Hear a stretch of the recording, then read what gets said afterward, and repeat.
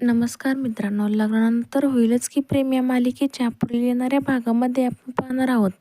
काव्य ही पार्थने तिची काढलेली स्केच हातामध्ये घेते आणि बोलते, मिस्टर देशमुख, मी तुम्हाला मिळवल्याशिवाय आता शांत बसणार नाही. व हा या काव्या पार्थ देशमुखचा शब्द आहे. तर तिकडे आपण बघतो, वसुंधरा ही रम्याला म्हणते, रम्या, तुझे स्वप्न बघत आहेस ते स्वप्न ती मांजर पूर्ण होऊ देईल का?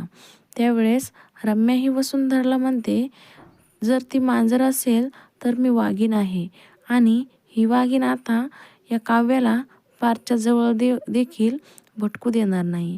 त्यानंतर आपण बघतो, नंदिनी ही जीवाचे स्टेटस पाहते आणि त्यावर नंदिनी व जीवाचा फोटो असतो व नकळतपणे नंदिनीच्या हातून त्या फोटोला लाईक केले जाते आणि तेव्हा नंदिनी सावध होते आणि विचार करते, मी हे काय केलं?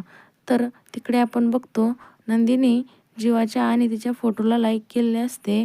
हे पाहून जीवा अतिशय खुश झालेला असतो आणि नंदिनी देखील त्याला कॉल करते व बोलते, मी तुमच्या फोटोला लाईक केलेलं नाही, ते झालं माझ्याकडून चुकून. व तेव्हा जीवा हा नंदिनीला उत्तर देतो, तुम्ही एकांतामध्ये बसून तुम्हाला माझी आठवण येत होती आणि या आठवणीमध्ये आपले फोटो बघत होतात व तेव्हा नंदिनी देखील काही उत्तर देऊ शकत नाही. तर आता पुढे येणाऱ्या भागामध्ये जीवा हा नंदिनीला आणि काव्य ही पार्थला मिळू शकेल का, हे बघणं अतिशय रंजक ठरणार आहे.